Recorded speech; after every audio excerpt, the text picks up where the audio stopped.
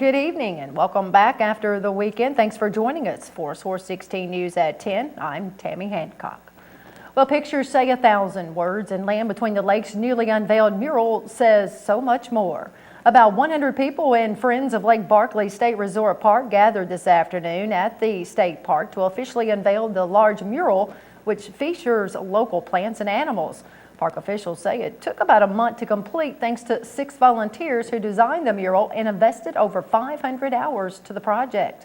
We'll have more details about the mural coming up tomorrow night at 6 and 10. A Fort Campbell infantryman was killed during an attack in Afghanistan over the weekend. Fort Campbell officials report 22-year-old Specialist Raphael Nevis Jr. of Albany, New York, died Sunday of wounds suffered when enemy forces attacked his vehicle with small arms and rocket-propelled grenade fires while on a mounted patrol in Paktika province. Nevis was assigned to B Company, 1st Battalion, 506th Infantry Regiment, 4th Brigade Combat Team. He joined the Army in August 2009 and arrived at Fort Campbell in December of that year. Well, it was a deadly weekend in Christian County. We now have complete details in a story we first brought you at this hour Friday night regarding an Amish girl that was killed after a semi crashed into the horse-drawn buggy she was riding in. Hopkinsville police say 3-year-old Barbara Smoker of Herndon was killed around 8:30 Friday night when the horse-drawn buggy she was riding in was hit by a tractor-trailer driven by 52-year-old Mark Bombs of Illinois. Police report Bombs was reaching for a cigarette as he traveled north on Fort Campbell Boulevard, and when he looked up, he saw the buggy and tried to change lanes, but hit the buggy from behind. The other 3 passengers in the buggy, 58-year-old Abram Smoker, 57-year-old Susie Smoker, and 15-year-old Katie Smoker, all of Herndon, were also injured. As we reported Friday night, 2 of the family members were life-flighted to Vanderbilt University Medical Center in Nashville, and a 3rd family member was taken to Jenny Stewart Medical Center. Bombs was arrested by police and charged with driving under the influence for allegedly using prescription drugs. He was later charged with murder, criminal mischief, and 3 counts of assault. He is currently being held in the Christian County Jail without bond. On Saturday, police reported that Abram and Susie Smoker were listed in stable condition and the 15-year-old girl was listed as critical. One of the 2 horses pulling the buggy was also killed in the accident. Meanwhile, a Hopkinsville man was killed over the weekend when the Jeep he was riding in flipped over on Katie's Road. Hopkinsville police report 60-year-old Stephen Haney died after being injured in the wreck that occurred in the 2200 block of Katie's Road around 2 o'clock Saturday afternoon. Police say 48-year-old Gary Dixon of Hopkinsville was driving westbound on Katie's Road, towing a trailer with a boat when the trailer began to sway and he lost control of his vehicle. According to police, Dixon's Jeep ran off the road into a ditch where it overturned. Dixon, along with 11-year-old Devin Russell and 14-year-old Lexi Bernal, were all ejected from the vehicle, and Haney, the front seat passenger, was the only person not ejected in the accident. Dixon, Russell, and Bernal were transported to Jenny Stewart Medical Center for treatment of injuries. In other news, after 4 mistrials, the U.S. Army has now charged a Fort Campbell soldier with 2 counts of premeditated murder in the deaths of his ex-wife and her former mother-in-law. Over the weekend, Army officials charged Sergeant Brent Burke in the September 11, 2007 shooting deaths of Tracy Burke and her ex-mother-in-law, Karen Comer, at Comer's Ronnieville home. Burke has been placed in pretrial confinement at a civilian confinement facility and will face an Article 32 investigation, which requires a thorough and impartial investigation of charges and specifications before they may be referred to a general court-martial. A Hardin County prosecutor last month dropped murder charges against Burke. After 4 mistrials, civilian prosecutors were unable to prove the military police officer committed the murders. In other news, out of Fort Campbell, 65 fallen 2nd Brigade Combat Team soldiers who were killed in combat last year were honored Friday by hundreds of local troops. Officials unveiled a permanent monument, which they say will now serve as a reminder that freedom is not free. Following the unveiling, family members of each soldier had the opportunity to walk up to the monument and pay their respects to their fallen hero. Meanwhile, Jeannie Weaver, whose son Lieutenant Todd Weaver was killed in Afghanistan last year, donated a painting she painstakingly created.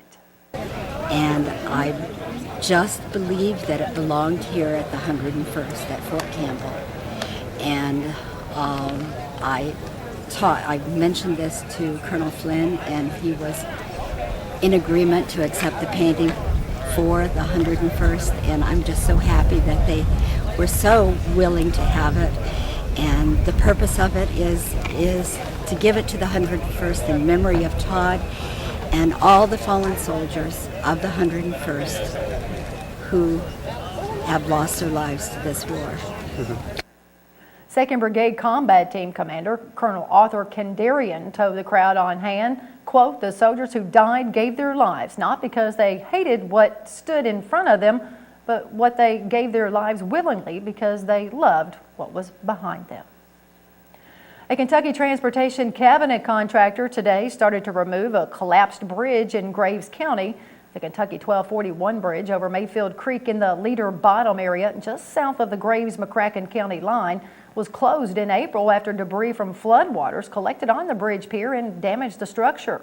On June 26, the 160-foot-long three-span structure collapsed into the creek. Wilkins Construction Company was awarded the contract and has 10 days to remove debris around the fallen bridge and 45 days to demolish the concrete bridge structure and remove it. The bridge was constructed in 1927 and was already on track to be replaced in the next few years. Due to the length of the bridge, engineers estimated the replacement cost at approximately $1 million. A 25-year-old Clarksville man was charged with DUI after he flipped his vehicle several times on Needmore Road early this morning. Clarksville police say Vaughn Melendrez was driving north on Needmore Road around 2:30 when near Cabana Drive, his car ran off the road, hit several ditches and mailbox, and then overturned numerous times before landing on its roof. According to police, some residents heard the wreck and ran out to help Melendrez get out of the smoking car, but he was already out of the car, sitting in a driveway with cuts on his head and arms. The 25-year-old reportedly told officers that he had been out at a bar drinking prior to the crash. He was transported to Gateway Medical Center in Clarksville for treatment. 2 Illinois residents were injured in a rollover wreck on the Western Kentucky Parkway in Hopkins County Saturday afternoon. 20-year-old David Perkins of Willow Springs was driving east on the parkway when near the 33-mile marker he told state police a small animal ran out into the roadway and he swerved to avoid hitting it, causing his vehicle to run off the road and overturn and land upright in the eastbound lanes. Perkins and his 60-year-old passenger were transported by ambulance to Regional Medical Center in Madisonville for treatment. This year's Click It or Ticket enforcement effort, coordinated by the Kentucky Office of Highway Safety, resulted in over 21,000 motorists being cited for not buckling up. The campaign's main objective was to encourage seatbelt usage through enforcement of Kentucky's seatbelt law. In the process, officers at 825 traffic safety checkpoints throughout the Commonwealth also made over 1,300 drunken driving arrests, over 1,300 felony arrests, and over 1,100 drug arrests. Police also recovered 80 stolen vehicles and apprehended 2,003 fugitives. Over 10,000 drivers were cited for speeding, 579 for reckless driving, and over 6,800 people were cited for not having proof of automobile insurance. Despite Kentucky's primary seatbelt law, the state remains below the 84% national seatbelt usage rate at 80%. According to the National Highway Traffic Safety Administration, seatbelts, when worn correctly, are proven to reduce the risk of fatal injury to front seat occupants by 45% and by 60% in pickup trucks, SUVs, and minivans. The annual campaign, supported by more than 240 state and local law enforcement agencies, was held May 23rd through June 5th. Meanwhile, Kentucky State Police in Mayfield have launched a new enforcement initiative. Earlier this month, troopers began the TACT, High Visibility Enforcement Program. TACT stands for Ticketing Aggressive Cars and Trucks. This enforcement mobilization focuses specifically on the reduction of commercial motor vehicle collisions. TACT runs through the end of August on roadways with a high volume of commercial vehicle traffic. During this time, state police will be working extended hours on designated roadways in an effort to observe removing hazardous violations like speeding, DUI, following too closely, careless driving, and improper lane use committed by cars around trucks, trucks around trucks, and trucks around other motor vehicles. The Kentucky Public Service Commission today renewed its warning against copper theft. The renewed warning comes after a 22-year-old McCreary County man was killed last week when he was electrocuted trying to allegedly steal copper from an East Kentucky Power Cooperative substation. Although the number of fatal incidents has declined in recent years, PSC officials say copper theft remains a problem for electric and telephone companies across the state, with regular reports of thefts resulting in service disruptions. According to officials, copper theft began increasing with rising prices for the metal about 5 years ago. In 2006 and 2007, at least 6 electrocutions in Kentucky were the result of copper theft. When the price of copper fell dramatically in 2008, so did the number of thefts, but in the last 2 years, the price for copper has rebounded and is now higher than it was in 2006. PSC Chairman David Armstrong says the crime poses a threat to more than just the perpetrators. It endangers utility employees and members of the public as well. He adds there are a number of good reasons not to attempt stealing copper, but the most important are that it is illegal and it can get you killed. Well, now it's time to take a look at some upcoming Chamber events brought to you by the Hopkinsville Christian County Community Vision Plan. One of the Chamber's newest members, Jackson and Schalk Attorneys at Law, will host a ribbon cutting Friday at noon at 28A Main Street in Cadiz. Jenny Stewart Medical Center, along with New Wave Communications, is sponsoring an eye-opener breakfast at the Holiday Inn tomorrow morning at 7:30. And a teacher appreciation breakfast and staff appreciation luncheon will be held Monday, August 8th, presented by Murray State University.